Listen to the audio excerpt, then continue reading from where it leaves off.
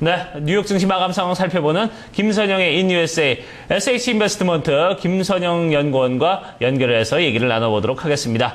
연구원님 안녕하십니까? 예, 안녕하십니까. 김선영입니다. 네. 자, 글쎄요. 미국에서 지금 많은 기업들이 실적 발표 좀 호조를 보였습니다만, 글쎄, 이 뉴욕 증시에는 크게 어떤 영향을 끼치지 못한 것 같습니다. 예, 오늘 그렇습니다. 뉴욕 증시 지수별로 등락이 엇갈린 혼조세로 거래를 마감했습니다. 증시를 움직일 만한 중요한 경제 지표가 없었던 탓에 투자자들의 관심은 대기업들의 지난 분기 실적에 쏠렸는데요. 먼저 시가총액 기준 세계 최대 기업인 애플이 지난해 동기보다 12.3%가 늘어난 77억 5천만 달러, 주당 1달러 28센트의 순이익을 거둬 1달러 23센트였던 전망을 상회했다는 소식에 2.6%가 상승해 2012년 9월 이후 최고치에 올라서면서 오늘 나스닥 지수의 상승을 이끌었습니다. 애플의 분기 매출은 다소 부진했지만 곧 출시될 아이폰 6에 대한 기대감이 높아진 것이 주가 상승으로 이어졌다는 전문가들의 분석인데요. 이와 함께 미국 소비자들과 밀접한 관계에 있는 펩시, 델타항공, 마이크로소프트 등이 모두 개선된 실적을 내어놓으면서 오늘 증시에 호재를 제공했지만 항공기 제작사 보잉이 예상을 상회한 실적에도 불구하고 연간 전망이 다소 보수적이었다는 분석에 2.3% 하락한 것이 다우지수의 추가 상승을 저지했습니다. 이와 함께 IMF가 올 한해 미국의 경제 성장 전망을 낮췄다는 소식도 다소 악재로 작용을 했습니다. IMF는 1, 4분기의 기록적인 강추위로 인해 미국의 GDP가 마이너스 2.9%를 기록한 데 따라 올 한해 전망도 기존의 2에서 1.7%로 낮춘다고 밝혔습니다. 오늘 업종별로는 항공사와 인터넷, 바이오, 주택건설, 에너지, 철강, 금융 등이 상승한 반면 태양광, 반도체, 금광, 지방은행, 통신장비 업종 등은 하락했으며 마지막으로 10년 만기 국채금리는 어제보다 소폭 하락한 2.464%의 거래를 마감했습니다. 네, 그럼 이슈와 특징적인 종목도 정리를 해주시죠. 예, 월가의 대표적 비관론자인 닥터 둠이라 불리는 마크 파버가 오늘 CNBC에 출연해 농산물과 기금속, 홍콩과 중국 증시 등에 투자할 것을 주장했습니다.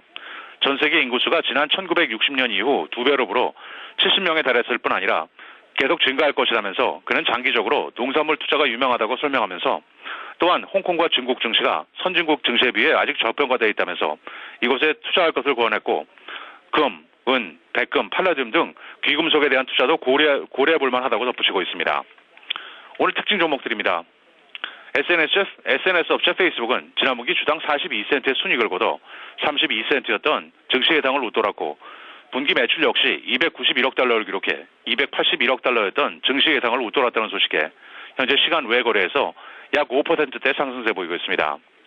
통신 반도체 업체 퀄컴은 1달러 31센트의 순이익을 거둬 예상치였던 1달러 21센트를 상회하고 매출 역시 예상을 상회했지만 연간 전망을 낮춘 데 따라 현재 주가는 4% 이상의 하락세를 보이고 있습니다. 이곳 로스앤젤레스에 위치하고 있는 바이오테크놀로지 업체 퓨마 바이오테크놀로지는 개발 중인 유방암 치료제의 임상 결과가 효능이 입증됐다고 발표한 후 무려 295%의 폭등세를 보였습니다.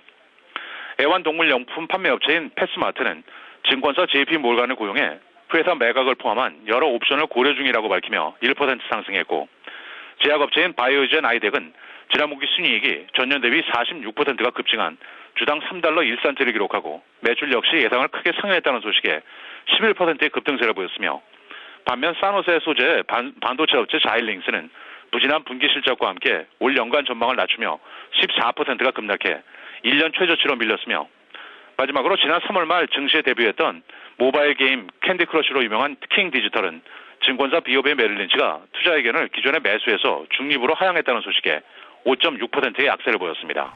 네. 자, 그 밖에도 이제 경제 지표와 좀 일정도 좀 살펴봐야 될 텐데, 주간 모기지 신청 건수가 또 증가를 했죠. 예, 그렇습니다. 몰기지 은행협회 MBA에 따르면 지난 주간 미국 내 몰기지 신청 건수가 이전 주 대비 2.4%가 늘어난 것으로 집계됐습니다. 항목별로는 기존 대출의 재이용자인 리파이낸싱이 4.1%, 주택구입용 신청이 0.3% 각각 증가했고 지난 주간 미국 내 30년 고정 몰기지 금리 평균은 4.33%를 기록해 이전 주와 변화가 없었습니다.